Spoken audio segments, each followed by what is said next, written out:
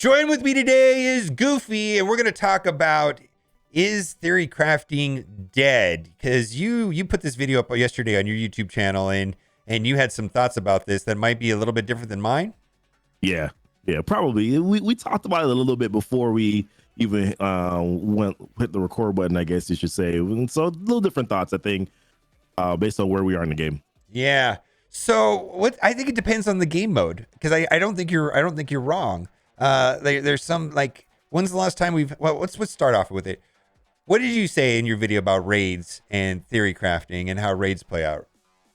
Pretty much, basically, I feel like theory crafting has been dead ever since, well, to backtrack, Black Order started. Really, that's where theory crafting kind of died out. They started the teams and all that stuff, right? But then I think what really killed it now is raids, because you have these Doom raids where you have to use 5 specific teams, right? And then those 5 specific teams are the ones that make the most sense to upgrade, because they're tied to so many key resources in the game. And it just makes sense that you kind of naturally just turn those teams into war teams, right? So it's like, I mean, that's 5 teams right there.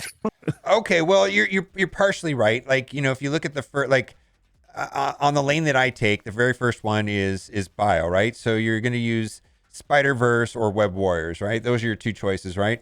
And then from there you go into skill, and I use a different team on some of the nodes. Do you? Okay. Yeah. So, like, on this very first, and keep in mind, I do Doom difficulty 2.3. On this very first node, I will use Moondragon instead of Sharon Carter, and then I'll bring in Sharon Carter into the second node. And there was a time for a while where I was using Zemo on the second node. You know what I mean? Okay. So I was mixing things up because I wanted to get ahead of Silver Surfer and try to ability block Silver Surfer before he deletes my team. And so I was using Zemo. So I'm saying there has been some, so, like, in part there was some theory crafting going on here a little bit, right? Then we get up into the tech node, and that is currently a disaster train wreck, right? I mean, and everybody is using a different team, and I use a different team, and it depends on cooldowns. But I can't say that it's an effective strategy. It seems like they're going to sell us an effective strategy, which is going to require no thinking whatsoever, and it's going to be dead theory crafting, right? Right. And then then in the next set of nodes, we've got the Mystic, right? And Mystic was until the Eternals came out, there were a lot of different ways of doing it, correct? Correct, right? Because there was Silver Surfer, then there's Silver Surfer Doom with New Warriors, or it was New Warriors with Adam Warlock and Silver Surfer. You could swap out Adam Warlock and Doom on certain nodes. So there was some theory crafting that's there, but now it's pretty stabilized with Eternals and New Warriors. Yeah, and then down in the last of the mutant nodes, there's 0 theory crafting going on whatsoever. Yeah, and it's not even a good team. Right? This is one of the most frustrating parts of the entire thing right now, is getting deleted.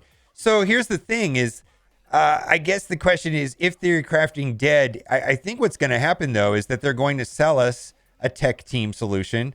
And it's going to be the entire team, right? We're not going to get a choice. We're not going to, it's going to be like Web Warriors, where it's just going to work, and we're not going to have to think about it. It's not going to be individual characters. I don't think, I mean, we have to find out if maybe there's a Star-Lord team, but I don't see it. If there's what do you think about that? Do you think there's maybe a Star-Lord team of some kind? You're talking about T'Challa, right? In tech. With T'Challa? Yeah. So, I mean, I think and in fairness, I think we probably hyped this team up, hyped T'Challa up a little bit too much as CCs, or maybe I did, right? Because I was like, yeah, he's might be the answer. And then now we're kind of starting to realize, not really. I mean, he's a nice little 1 or 2 node option, but it's really still tricky unless you have the red stars on him. I mean, at minimum 5 and 5 if you're going to want to use them in the higher difficulties in Doom raids. So they're just going to sell you a full team. Right now, I feel like they're just kind of holding us to I don't know what the term is, but they're kind of just holding on to that team right now, because they know that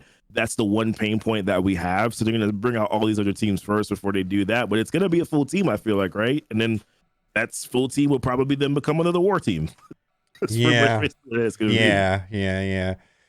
So it feels like that they right now, it definitely is more like there's not theory crafting, and whatever solution we get to these, like, unfinished, right now we have, basically tech is a hassle.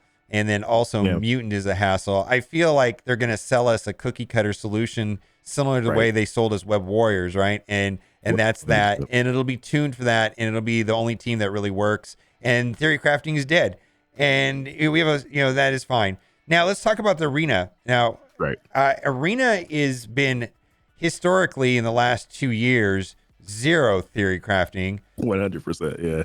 And so, how do you feel about this current arena meta? Is it still the same old, same old? Basically, you got 2 characters and 3 randoms, and it's still no theory crafting whatsoever. I mean, what do you think about that right now? So in fairness, I actually do think that arena is still kind of a fun area to theory craft a little bit. There are probably like maybe 5 different teams that I have where I'm like, okay, well, there's that matchup and I'm going to use this team, right? There's Phyla-Vell, Adam Warlock sometimes, or Nebula that you use with Eternals. There's Doom that you see with Zemo and Emma, and then there's the Cable, Loki option. So there's like actually a lot of different, I still even see like Omega Red and Captain Sam in arena. And yeah, probably not the best on defense, but those guys are got people unbeaten in the top 10 that are using them. So I mean, they have something on offense that's bringing them in the top 10, right? So yeah, I mean, I think there's a lot of theory craft in arena, but I think the nature of us though as players is that we get bored quick, right? So now we're kind of like, we have 5 teams, we'll use them all the time, and we know how to use them now. So now we're bored again. Well, and to be true, I do sometimes see 4 different teams or 5 different teams when I log in right now. Here, basically, you could see that everybody's using the exact team right here, right? So, right, and then there's one team that beats it pretty easily. I know what that team is, and I use it all the time, right? So I go in, I load it up, and then I put in Doom, and as long as the Zemo doesn't chain my team the wrong way, you know what I mean? Then I win the match. You know what I mean? Which is so it's like kind of like we had theory crafting I feel like we had some good theory crafting up until what's happening right now, where it's kind of like it took a couple weeks, and then we've all kind of come and starting to use very similar teams. Yeah, and that's just I guess there's kind of the nature of a game like this where I mean Hero kind of a turn-based RPG game, right? How much variety can you expect at times? But I think because it is so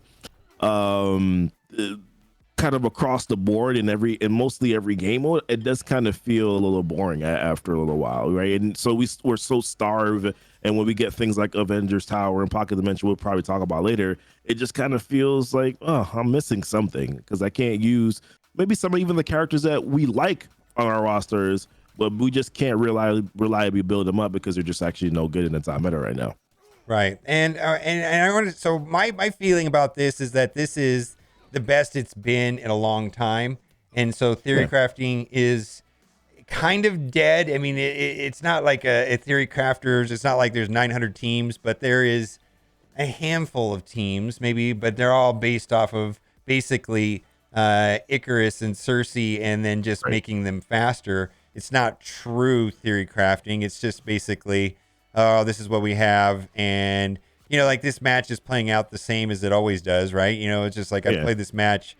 It actually plays out 2 or 3 different ways, but I know that I've got this. I could put it on autoplay. Yeah. So it's better than it is. So, but yeah, there's not a lot of pure theory crafting. Now let's talk about like these new game modes, like Pocket Dimension and Tower. What do you think about those? So for me, Tower was really challenging, but I actually enjoyed it quite a bit. So I mean, I think I got like the highest I got to was like level 65 or 66. I don't remember exactly what it was, and then I didn't quit out quick enough, and then I got all the way back down to 50, and I was like, all right, screw this. So I mean, it was fun, and it was because it was a little bit more challenging, and there was some theory craft in there too, right? There were different comps that I was using. And I was planning out, okay, well, this is the matchup. I'm gonna use this team. I'm gonna use this combination. I'm gonna use Zemo here, right? So I actually really thought if that's a way to bring back theory crafting, that would be fun. However, once again, I guess I'm still kind of in the place of, okay, but I still have to use sort of still the top meta characters. Maybe I'm just really feeling like I would like to be able to use some of the other characters on my roster to be able to get some content done. But maybe they'll probably be doing that for Pocket Dimension a little bit more. Yeah, Pocket Dimension was mostly, for a lot of people, do you have Cersei? Yes or no? Do you have a Mega Red? Yes or no? And there was other ways of getting through it, but for a lot of people, they just use the newest characters. It's almost like there's been too much power creep, and so the power creep determines whether or not you're using the best characters or not, rather than than you're like, nobody used Kingpin for anything. Let me tell you that. All right. Yeah, definitely not. No. Now let's talk about Alliance War. Now I'm in a. Yep. What do you think about Alliance War? So Alliance War for me and where I'm at, this might be different for where you are. So I'm in Plat 2. We do get some tough. I guess we're at the tail end of Plat 2, so we're kind of getting some of these tougher matchups where we're seeing these million plus teams at times, right? But at the same time, I feel like mostly I go into those matchups. I'm like, okay, that is Weapon X, that is Infinity Watch. Okay, we'll use New Warriors hybrid team here. Okay, we'll use an Eternals hybrid team here. Like it's fairly simple in regards to what I know what I have, and I know what I'm gonna use it against. So I feel like actually I don't think I give it enough credit. There's a little bit more theory craft in there, because there are some hybrid options that I will see, like with Black Bolt, or with maybe Doc Ock or some other characters, but for the most part, I do think that at least 70 to 80% of the time, I'm pretty much sure what I'm going to use. What I'm seeing is that, and we're in a Diamond Alliance, and we play against the largest alliance in the game, and we actually won one time. You know what I mean? So like we're playing extreme. Congratulations. Yeah, no kidding, right? It was 100 to my horn. It was 113 million punch up. Anyways, how many Dormammus did you face, huh? Yeah, several. I didn't personally, right? But the Dormammu matches all play out differently, right? So there's a high level of theory crafting on Dormammu, although Weapon X is probably the counter of most choice. But what I'm seeing where there's some theory crafting is like defensive teams vary. There's several different variations of New Warriors, several different variations of Inhumans, several different variations of Mercenaries, right? Sometimes they have, and then how the Doom teams are put together. I see 2 or 3 different Doom teams, per war. Sometimes, sometimes it's with Doom Hood. Sometimes it's put with Mercenaries, right? So there's different variations. So I feel like there's a reasonable amount of theory crafting. And I guess I want to wrap up the video with this. It seems to me that this game has been cookie cutter for a minute. Like they got really heavily cookie cutter with like Black Order, right? And then I feel like it's less, like if you would have asked me like 6 months or a year ago, I think it's gotten a lot better than it was. Yeah. Like, I mean, the worst of it, I think, was Infinity Watch versus Infinity Watch in an arena. And then, but the problem that I'm having is that the game is going, like certain parts of the game are getting away from cookie cutter, but then they're moving raids completely towards cookie cutter. Yeah. So like, it's like, I don't know if it's intentional or if they just do, they allow theory crafting for some time in some parts of the game, and then they move away from it and then back and forth. And right now, I want to say about half the game is moving towards theory crafting, and the other half of the game is moving away from it, specifically raids. What's your final take on that? Yeah, I think that there's a lot of things that lead towards it being cookie cutter, or that just that being the case. Because and with some of the stuff that we didn't talk about, right? So there's resources, right, that are in this game, and they're not infinite, right? They're finite in a lot of ways. There's not many of them to go around, for you to invest into other characters, to potentially maybe even try other options that are available to you. But then they've also created the content where this is the problem that we are creating, and then here is the solution that we've created for that problem. And when you do things like that, that's what raids are. That's exactly what you just said, right? That's exactly what raids are right now. And in a lot of ways, that's kind of what I think some of the teams in war are, right? Heroes for hire, and potentially might be here is Young Avengers, and here's the specific team that you have to really, use to counter it, and you can theory craft, but maybe that might not be the best option. You changed my mind a little bit. When I started out to make this video, I was gonna say, theory crafting's not dead. There's tons of theory crafting. It's like, you know what? They're selling us a new defensive war team, and they're gonna sell us a solution.